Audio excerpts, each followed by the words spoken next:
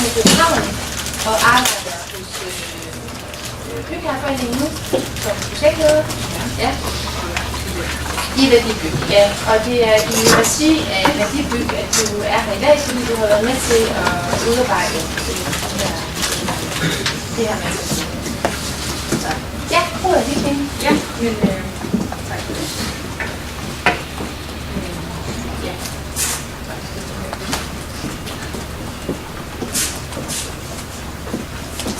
Jamen, Værdibyg, det er et samarbejde på tværs af bygningsparter. Vi arbejder med at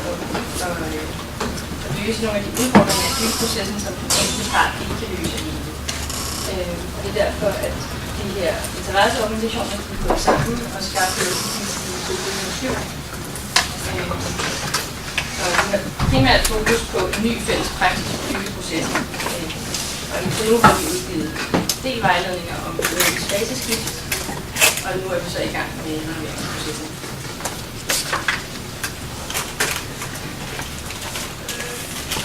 Vi arbejder med workshops,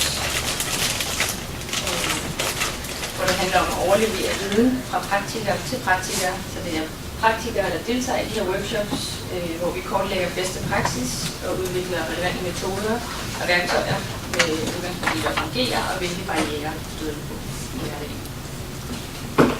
Vi gennemfører 6-8 workshops med 15-25 praktikere fra medlemsorganisationerne i hvert projekt. Og hvert projekt er så udmålet i en eller flere vejledninger.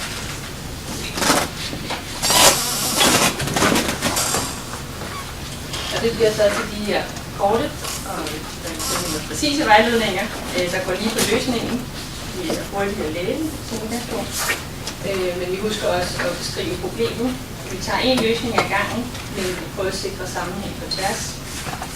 Vi anbefaler metoder og fremgangsmåder, som dog skal tilpasses til konkrete projekt. Og konkrete værktøjer til at understøtte processen, der skal kunne bruges uden store forudsætninger.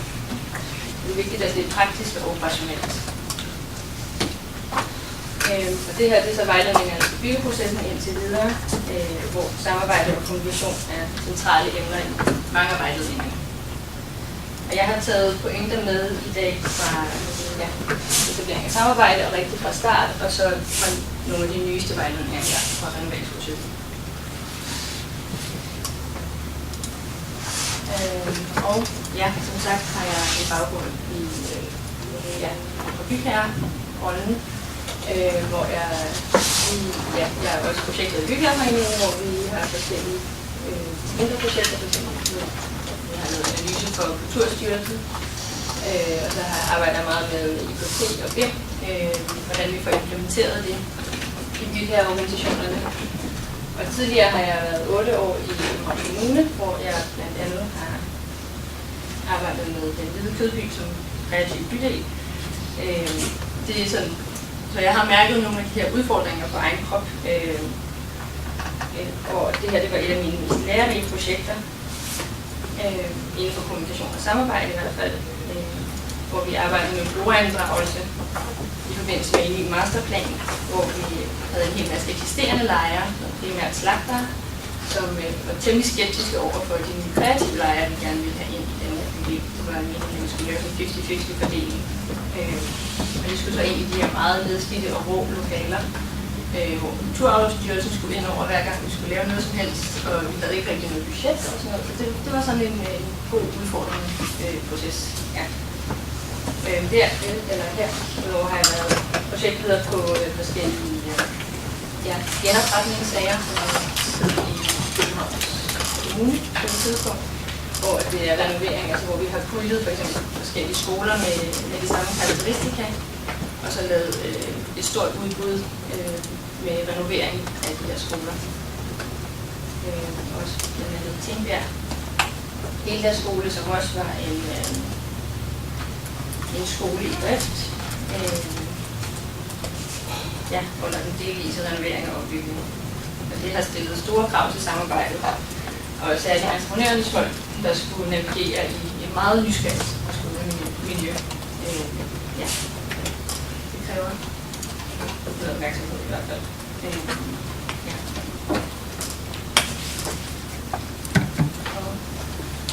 2013 gennemførte Værdibyg en foranalyse, der hedder perspektiver på renoveringsprocesser, og Vaerdibyg med støtte fra Grundejernes Investeringsfond. Og her har vi kortlagt den aktuelle renoveringspraksis og initiativer på området ud fra litteraturstudier og interviews med en række nøgleaktører.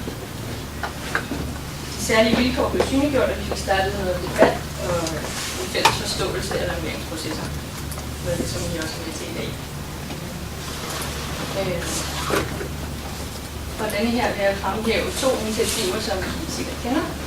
Nemlig hjemmesiden Renovering på dagsordenen, hvor der er masser af blogindlæg og gode råd om renovering. Jeg kan også se, at jeg har lavet en analyse for nylig med produktivitet i renoveringsprocesser, som også peger på samarbejde som en af de største udfordringer i renoveringsprocesser. Og så vil jeg fremhæve hvidbog om bygningsrenovering, som samler op på den konkrete viden, vi har i dag. Det giver et godt overblik. I den første del af analysen er der identificeret 7 perspektiver. Og den første er renovering er ikke bare en slags nybyggeri. Der arbejder med renovering i særlige forudsætninger, og de har konsekvens for proces og produkt. Og der er mere til det, vi plejer at gøre. Så er der værdi og forventningsafstemning, som også er 2 afgørende emner for renovering. Værdien er langt fra givet på forhånd og varierer meget fra projekt til projekt. Så er der forundersøgelse og risikovurdering, hvor det handler om at afdække og formidle og forankre ansvaret på økonomi. Og forbrugere og brugere, der både kan være med til at kvalificere en renovering, men også er et ekstra og afgørende lag i processen. Så der er aktører og kompetencer. Det er så også noget af det, I snakker om her i dag, at det kræver noget særligt. Det kræver professionelle aktører med både stærke fagtekniske kompetencer og evner for at samarbejde og kommunikere. Og der er samarbejde og styringsredskaber, som vi også kommer ind på, og arkitektur og bygningskultur, hvor det handler om at forstå og forholde sig til historien. Renovering skal forankres i fortiden og øje for fremtiden. Det er de fine citater fra. Og perspektiverne er udgangspunkt for de nyeste vejledninger i Værdibyg, som er her, hvor I har 4 af dem. Her liggende. Og så er der de to, I skal høre om i dag, samarbejde og kommunikation og håndtering af beboere og brugere. Og så er der de 2 på vej her, renoveringsstrategi og gode råd til renoveringsprocessen, som er mere overordnet og handler om frihed og øvelser. Ja.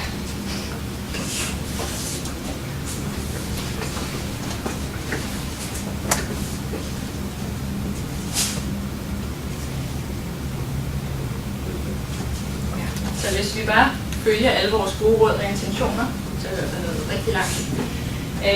Hvor bygherrer har en klar vision, selvfølgelig, og laver en perfekt renoveringsstrategi.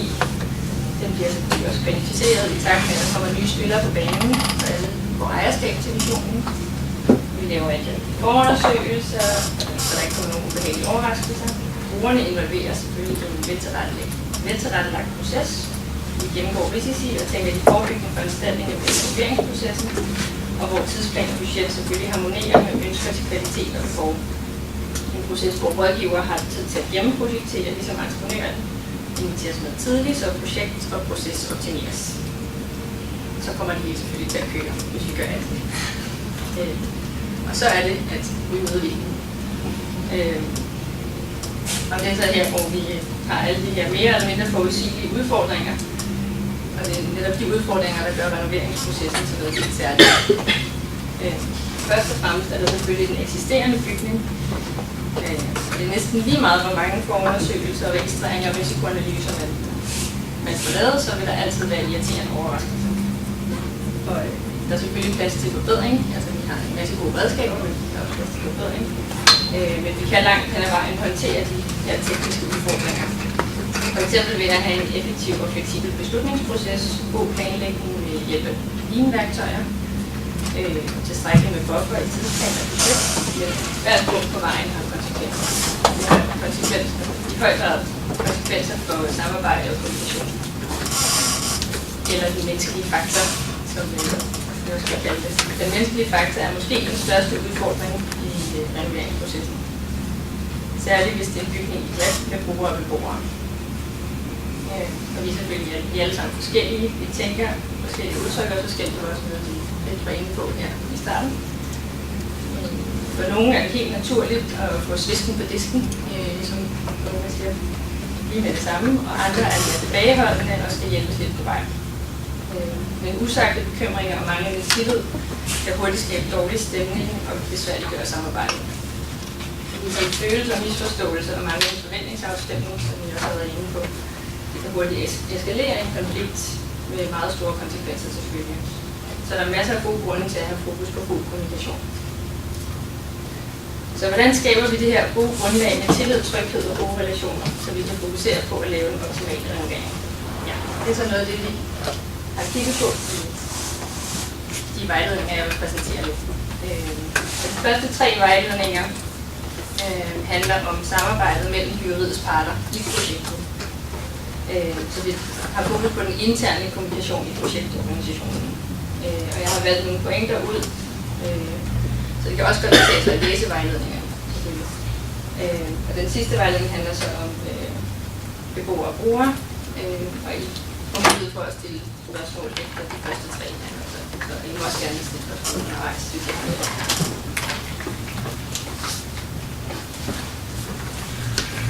I rigtig fra start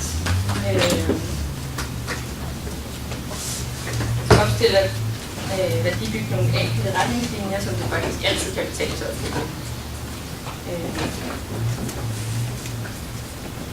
Og det handler først og fremmest om at skabe grundlaget for god kommunikation, som er nøglen til at komme rigtig fra start. Anbefalingen er her, at man meget tidligt får aftalt en række spilleregler, både hvad angår den verbale og skriftlige kommunikation, og internt og eksternt i projektet. Men også med hensyn til, hvordan man bruger informations- og kommunikationsteknologi.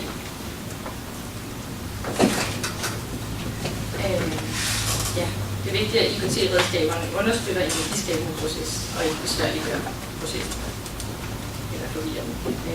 Kommunikationsplanen vender vi tilbage til. Kommunikation handler også om at skabe klarhed. Og at skabe klarhed handler også om at blive afklaret omkring de helt grundlæggende spørgsmål. Hvad og hvorfor er projektet sat i værk? Hvilke behov og værdier ligger bag? Kan vi formulere en vision, som alle kan relatere sig til? Hvem bør bidrage til løsningen af opgaven? Og hvordan kan vi organisere projektet?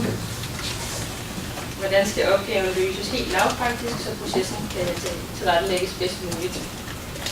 Det er nogle af de temaer, vi også arbejder med i de nye vejledninger omkring renoveringsstrategi og gode mål for renoveringsprocessen. Her er værditræet godt redskab til at identificere og synliggøre sammenhængen mellem vision og de målbare kriterier for projektet. Så det er en helt grundlæggende forudsætning for projekter, at der skal være balance i rammevilkårene. Altså mellem det, man ønsker udført, kvalitet, tid, økonomi og risici. Det handler derfor om tidligere forventningsafstemning, som vi også skal i dag. Og erkende, at alle skal have en god sag. Derfor bør alle også være ærlige omkring deres mål, og man kan overveje at indbygge incitamenter for at motivere de forskellige parter til at gå imod den fælles vision og mål. Og her er den tidlige inddragelse af entreprenøren en meget stor fordel. God forventningsafstemning skaber et godt fundament for samarbejde. Og I kender måske også den her figur, der illustrerer projektparadoksen, altså at betydningen af vores beslutninger er størst på det tidspunkt, hvor vi ved mindst om projektet. Det gælder i høj grad også for renoveringsprojekter, og selvom vi bruger tid og ressourcer på både forundersøgelser og projektering, vil der skulle justeres og ændres i projektet undervejs. Så når de planlagte rammer bliver udfordret, kan det have store konsekvenser, og projektændringer er meget ofte en kilde til frustration for alle parter.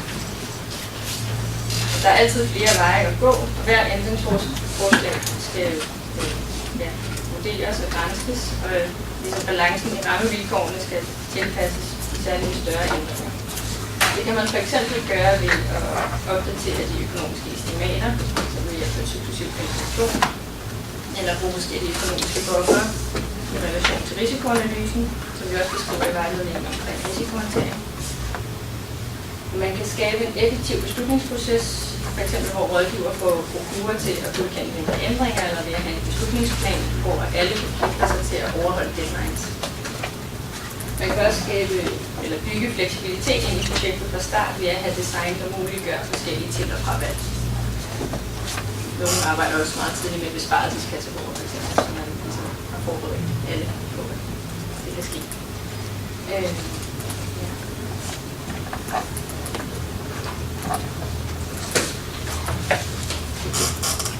Endelig er det vigtigt, at projektet bemandes med de rette kompetencer, og alle får mulighed for udfoldelse, som det også tegnet herovre.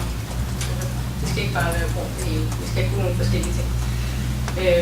Og i faseovergangen er det især vigtigt at fastholde de gennemgående aktører, der kan videreformidle visioner, idéer og løsninger fra de forudgående faser. Nye folk har ofte brug for at opbygge relationer, før teamet kan nå op på et effektivt niveau. Og denne proces kan understøttes ved hjælp af workshops og sociale arrangementer. Derudover er det vigtigt at matche type og mængde af arbejdsopgaver med kompetencer. Og for de rigtige kompetencer i spil handler derfor også om planlægning og god ledelse. I vejledningen er der også 10 gode råd om mødeledelse. Det er også, at I skal kigge på dem i dag, når nu vi skal lede jeres egne møder her.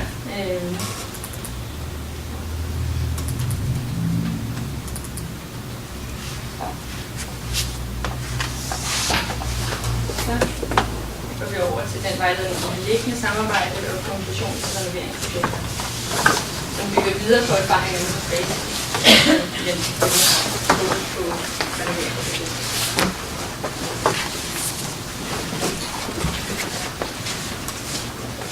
Her er det vigtigt at skabe fundamentet først, hvor bygherren tidligt sætter rammen om projektet ved at formulere mål og krav til sine samarbejdspartnere.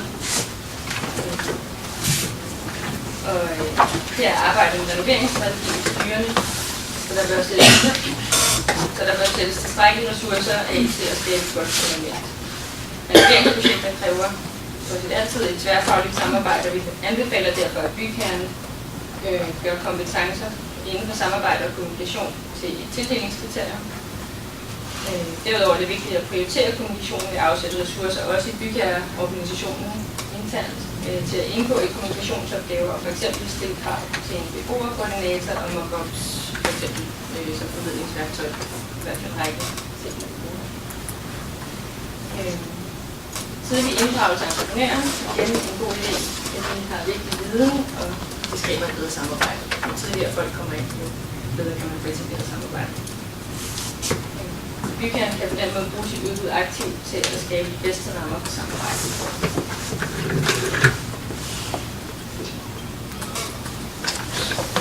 Må jeg spørge? Ja. Mock-ups, hvad det? Det er en en-til-en model, hvor du kan bruge den på forskellige måder. Igen, hvis beboerne skal vælge et køkken for eksempel, så laver du et udsnit af køkkenet med de overflader og ting, man kan vælge. Fliser og bordplader, altså hvor du bygger køkkenet, så man kan se det. Som prøve? En prøve, ja, og det kan også være et udsnit af en facade, for eksempel, så hvis han skal undersøge, hvordan løser vi bedst det her, så kan det godt være invitator at lave en mock-up, hvor du faktisk prøver tingene af en til en, med en lille skala. Det kan være et meget effektivt formidlingsværktøj, det kan også være godt i forhold til at bevægelsesafstemme, altså hvordan gør man det også, hvordan hvor bygbar er den her løsning.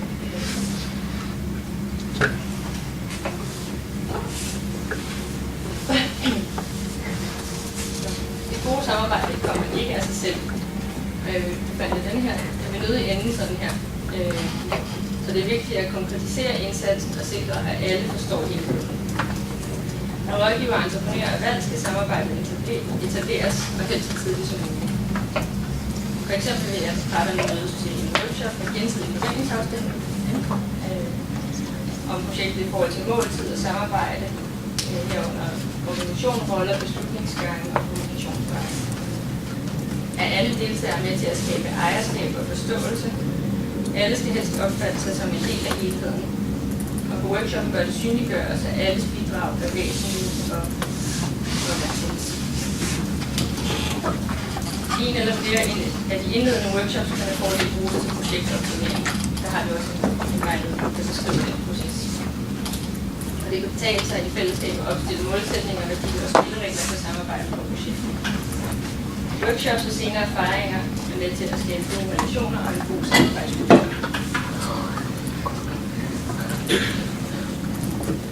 Værdispillet er et af de redskaber, man kan bruge til at skabe en god samarbejdskultur, f.eks. på byggepladsen. Og reglerne kan altså senere bruges til at følge op på, om samarbejdet fungerer. Hos Hoffmann har vi udviklet det her værdispil, som vi bruger til de fleste projekter. Og her diskuterer de i fællesskab ønsket og uønsket adfærd, og når f.eks. når frem til 5 spilleregler eller udsagn for god adfærd på det aktuelle projekt. Og det kan så senere blive til 5 målepunkter. Når deltagerne selv vælger spillereglerne, virker det mere forpligtende og giver ejerskab til projektet.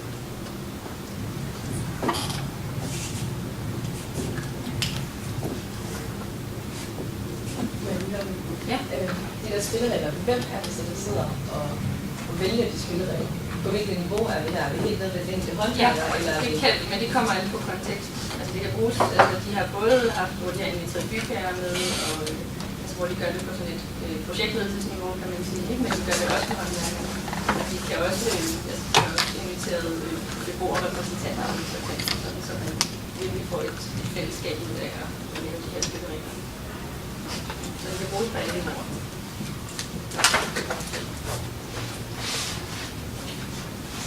I renovering er der ofte et stort behov for god kommunikation og koordinering. Kommunikationsplanen skal derfor bruges aktivt og f.eks. opdateres, når der kommer nye spillere på banen. Det kan være en god idé med kun én ansvarlig kommunikationsplanen, og en, der er meget tæt på projektet. Den interne kommunikation mellem byggeriets parter lever op til sit eget omfattende liv, og her er det vigtigt at opbygge nogle gode rutiner. Det kan i hvert fald være klare kommunikationsveje, så man har overblik over, hvem der har hvilke ekspertise og ansvar. En god e-mail- og telefonkultur, som vi også i dag, hvor man laver nogle simple retningslinjer, f.eks. at man ringer først, hvis man skal have løst et problem, og skriver derefter, og husker at udfylde emnefelt som helt lavpraktiske værktøjer. Effektive møder med en klar dagsorden, f.eks. hvilke møder afholdes hvornår, hvor ofte, hvem skal deltage, og selvfølgelig skal man altså have en velforberedt mødeleder. Så er der de digitale redskaber, der bør anvendes, som at sikre let tilgængelig og opdateret viden, f.eks. med et projekt, man kan også få diverse planlægningsapps og forskellige kvalitetsstyringsværktøjer, der kan understøtte en effektiv og smidig kommunikation i projektet. Ja.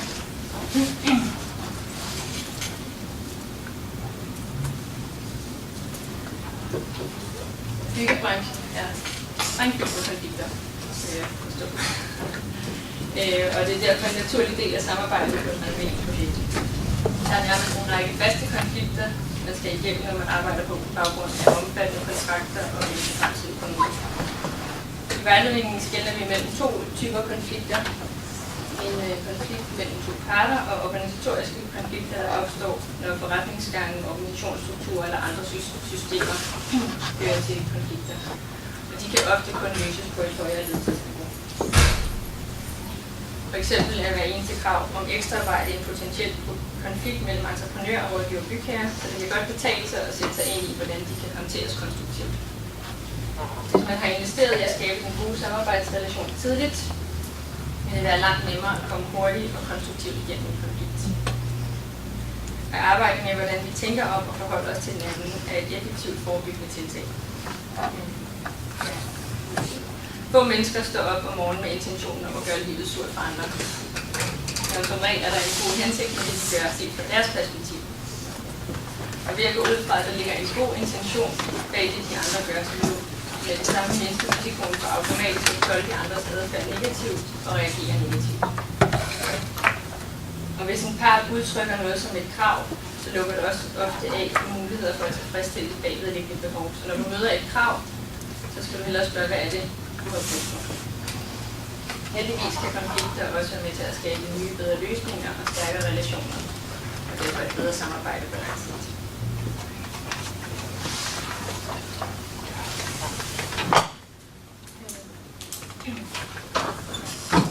Man kan håndtere konflikter langt hen ad vejen ved at være opmærksom og kunne genkende sig selv på konflikttrappen, så man ved, hvordan man kan tage konflikten i opløbet. Konflikttrappen illustrerer, hvor alvorlig en konflikt er, og hvilke tegn du skal være opmærksom på, og hvad du kan gøre for at mindske konflikt. Alle i renoveringsprojektet bør kende konflikttrappen, tegnene bliver set, og det bliver muligt at reagere bevidst. Ingen konflikten udvikler sig. Vi anbefaler, at parterne i fællesskab får lagt en plan for konfliktforebyggelse med en proces for, hvordan konflikter håndteres, hvis de skulle udvikle sig. På de første 3 trin udvikler konflikten sig fra konstruktivt til destruktivt. Parterne kan dog stadig tale sammen, selvom de er nået dertil, hvor de måske vælger at undgå hinanden. På disse trin er de stadig i stand til selv at løse konflikten, hvis man finder motivationen til det. Fra det 4. trin er konflikten så alvorlig, at parterne ikke kan løse den ved egen hjælp. Der kan man med fordel bruge en mediator, helst en person uden for projektet, så vedkommende betragtes som neutral. Man bør altid agere så tidligt som muligt, så konflikten ikke eskalerer unødigt, og den skal altid helst løses så tæt på kilden som muligt. Når man kommunikerer, kan man derfor også tage udgangspunkt i egen banehalvdel og undlade at sige, hvad man mener den anden part gør galt. På trin 3 og 4 er der brug for opretning til at forløse konflikten, så tage initiativ til at få en dialog i gang, eventuelt med en tredje part, f.eks. den nærmeste tilhører.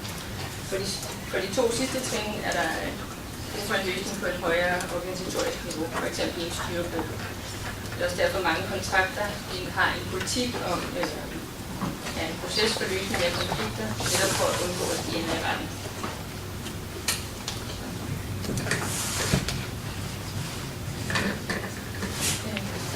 Kommunikationsplanen kan bruges til løbende opfølgning og evaluering, og kan være opdateres ved basiske projektændringer, når der kommer nye folk på banen. Samarbejdet kan også tages op som et fast punkt på byggemøder og mødedeltagerne. Det kan blive forberedt på konfliktniveauet og eventuelt være med til at tilpasse kommunikationsindsatsen. Evaluering er et godt redskab til at opnå fælles læring, og evaluering kan bruges både i forløbet, men som minimum til sidste proces.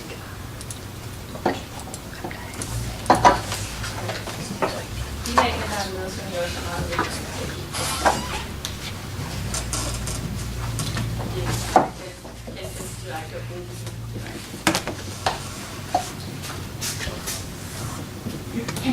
Så er der den sidste vejledning, som også kommer i jeres oversigt her, som handler om intern kommunikation. Eller det handler særligt fokus på samarbejdet med entreprenøren, når det skal etableres. Så det handler om den del af projektet. Hvor en væsentlig pointe fra praktikerne er, at samarbejdet skal etableres. Det opstår ikke af sig selv, men det kræver en investering. Det kræver også på, at det ikke nødvendigvis bygherrer, der skal tage det første skridt, selvom det forventes ofte. Så alle vinder på samarbejdet, så projektteamet kan også tage initiativ. Bygherren for eksempel ikke er opmærksom på det. Bygherren skal dog overveje, hvad jeg vil med mit byggeri, hvilke succeskriterier har jeg. Stiller det særlige krav til samarbejdet, hvis der er innovative løsninger, der kræver at flere kompetencer forenes. Hvad kan jeg sætte af til samarbejdet, og igen er der sammenhæng mellem tid, økonomi og ønsker.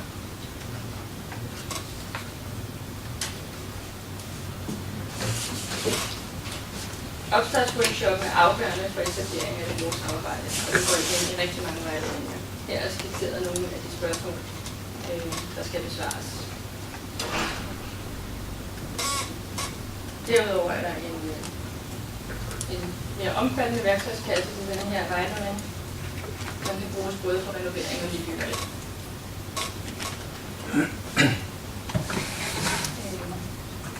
Det var de her vejledninger om kommunikation og samarbejde i projektet. Jeg ved ikke, om I har nogle spørgsmål til dem.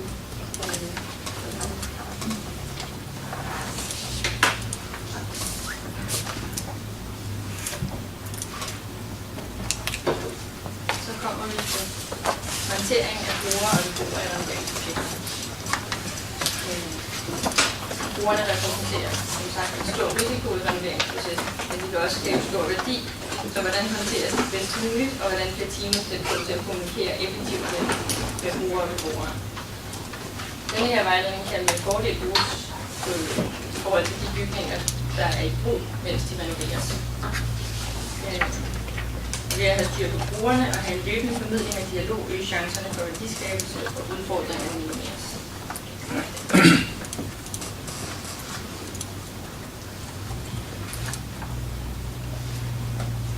Graden af brugernes involvering og påvirkning på projektet vil variere i det konkrete projekt, men brugerne er ofte en del af renoveringsprocessen fra start til slut. Kunsten er at finde det rette niveau i forhold til projektets rammer og succeskriterier, de konkrete brugere og hvad der er praktisk muligt. Vi opererer med 2 typer brugere i renoveringsprojekter, beboere og ikke-beboere. Renovering af boliger indebærer forandring af beboernes hjem, og de er derfor også både følelsesmæssigt og fysisk påvirket, så det kræver særlig fokus og indsats. Brugere er de personer, der anvender eller arbejder i en bygning, mens der renoveres. Og her er uforudsigelighed selvfølgelig en grundvilkår i renoveringsprocesser, og det kræver løbende tilpasning og giver også en særlig udfordring i kommunikationen med brugerne. Vi skelner mellem 3 typer brugerkommunikation, alt efter hvor høj indflydelse de har på projektet. Ved involvering har de direkte far i byggeprojektet og involveres f.eks. også i byggeriets udvikling og med til at tage udvalgte beslutninger, i hvert fald, hvor det er meget præcis. Ved håndteringen har brugerne nogen indflydelse og direkte part i projektet ved, at de bruger bygningen under renoveringsarbejdet eller skal flytte som følge af byggesagen, f.eks. genhusning. Ved informering har de ikke indflydelse på projektet, men skal informeres om fremdriften og byggeriets praktiske konsekvenser for dem. Inden for de 3 typer er der variationer afhængig af brugertyper og projektets karakter. Nogle gange skal man bruge alle typer for samme brugergruppe i forskellige faser.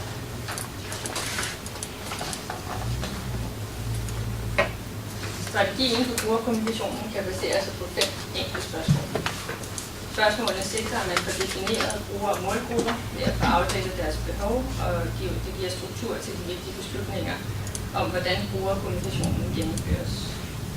Vi anbefaler, at spørgsmålene gennemgås hver gang, der sker vægtning af projektet. Til at besvare de her spørgsmål har vi en række redskaber. Hvem der skal kommunikeres med, kan fordel afklares i en interessentanalyse. Så tidligt som muligt i projektet skal bygherren afklare og beslutte, hvilken formel rolle brugerne skal have i projektet. Der kan være brugergrupper med forskellige roller inden for samme projekt, som forudsætter forskellige typer kommunikation. Og interessentanalysen her kan gennemføres som en brainstorm og bruges til at kortlægge de forskellige typer brugere og kategorisere deres indflydelse og interesse i projektet. Den kan samtidig indeholde andre interessenter. F.eks. på en skole vil der være både lærere, elever, forældre, administrativt personale, driftspersonale og foreninger, der bruger lokalerne. De har alle forskellige behov for information og skal ofte nås via forskellige kanaler. Samtidig vil de også have forskellige forventninger til at blive involveret, konsulteret eller vist hensyn til under renoveringsarbejdet. Der kan være stor forskel på brugergrupper og brugerrepræsentanter. Særligt i boligbebyggelser kan der bo mange forskellige typer mennesker. Også med helt forskellige behov for information, alt efter om man er ung, gammel eller børn. Og her skal der ofte også formidles på forskellige måder til forskellige grupper. Nogle kan følge med på en hjemmeside eller modtage en sms, mens andre skal have et brev. Et trick er at undersøge, om der er uformelle grupper inden for brugerne, som er vigtige for projektet. Og her kan man fx rekruttere en ambassadør, som kan hjælpe med formidlingen. Også hvis der er sproglige barrierer.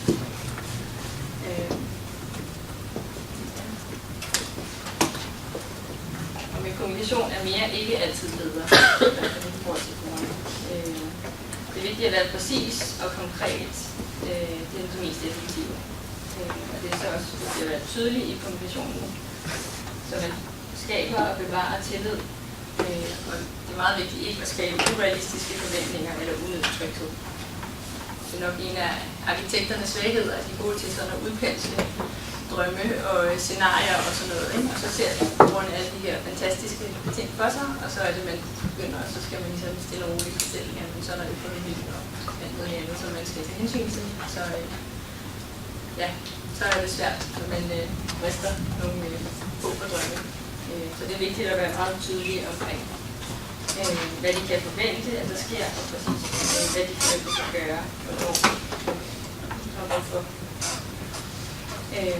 Særligt at få forklaret, hvorfor kan være vigtigt, fordi det kan afværge en masse spørgsmål, og samtidig er det en enkel måde at vise, at brugerne ses som inkluderet medspillere.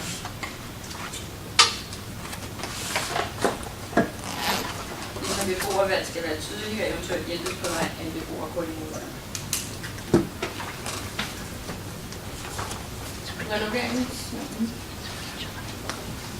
Renoveringsprocessen har sit eget problem, som brugerkommunikationen knytter sig til, og som bruges i kommunikationsplanen. I den overordnede tidsplan for projektet vil man angive, hvornår brugerne skal inddrages i beslutningen af byggeprocessen, og der kan være behov for gentagelse eller opfølgning. Ved faseskift eller ved andre væsentlige ændringer er det vigtigt, at brugerne håndteres eller involveres.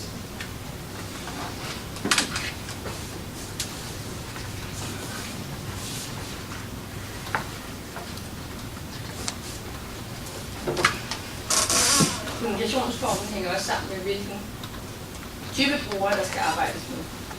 For både involvering, håndtering og informering skal man overveje sprog, format og kanaler.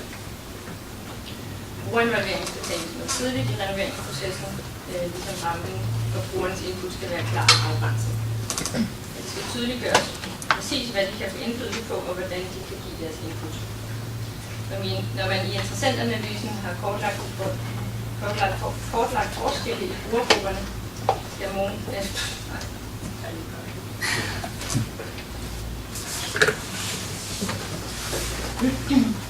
når man har kortlagt forskellene, skal nogen måske involveres mere end andre.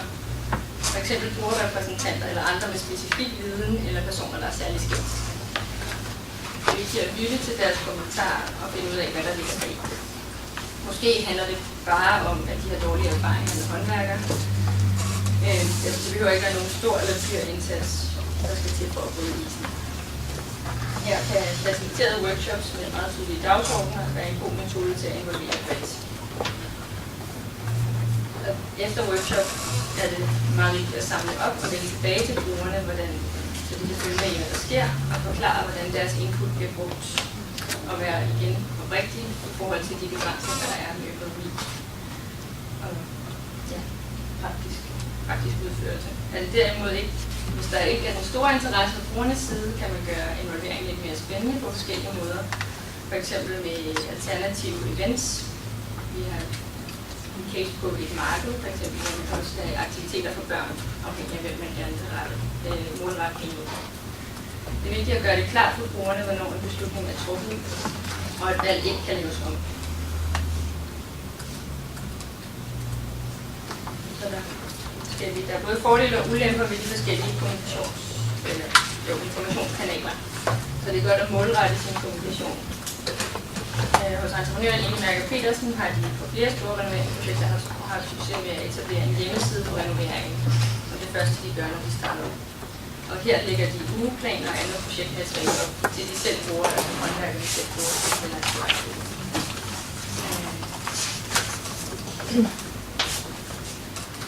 Hvem der udfører kommunikationsopgaven afhænger af, hvor vi er i processen, og det kan skifte hen over de forskellige faser og grader af involvering. Det er ofte bygherren, der har det formelle overordnede ansvar, mens ansvaret for den praktiske udførelse ligger hos rådgiver eller entreprenør.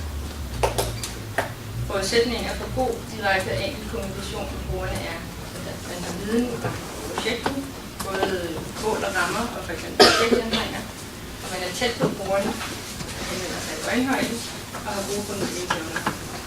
For især store projekter kan der være behov for en bruger eller beboerkoordinator, som er en person, der står til rådighed og tager den direkte dialog med brugerne. Særligt under udførelsen af store projekter kan koordinatoren med fordel have et kontor på byggepladsen i åbningstider. Personen kan komme fra bygherreorganisationen, rådgiver eller entreprenøren. uanset hvilken model der vælges, er det afgørende, at koordinatoren kender byggeprocessen i detaljer og hele tiden bliver informeret om det. Brugerkoordinatoren kan gøre kontakterne til en tydelig, enkel og meget mere effektiv. Når man har kortlagt de her ting, så kan man samle trådene i en kommunikationsplan, hvor målgrupper, sprog, kanaler, mødeformer og væsentlige budskaber struktureres, og man får overblik. Det kan være for nogle af det en helt vejledning nærmest, men for ellers er der også mange, der arbejder med det til, og det har vi også forskellige eksempler på.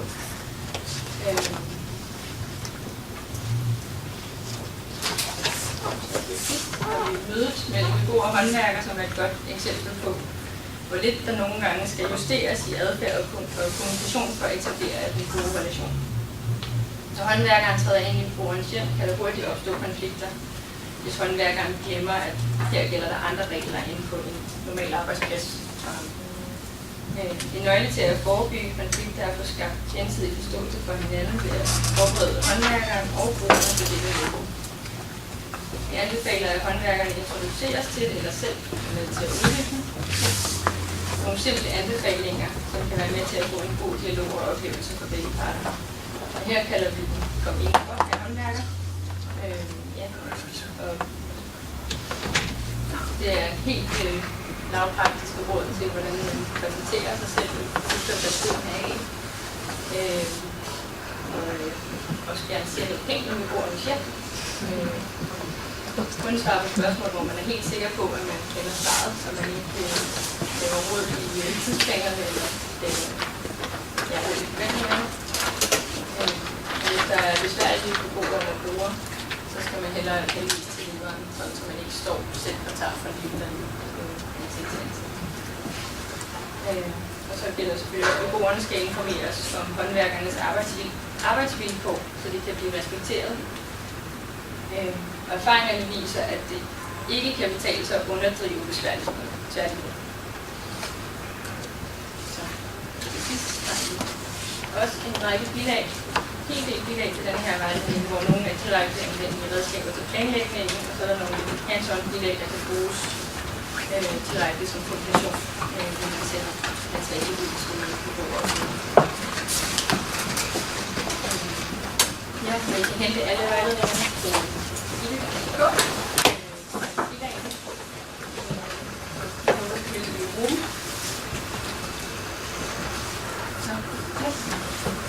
Tak for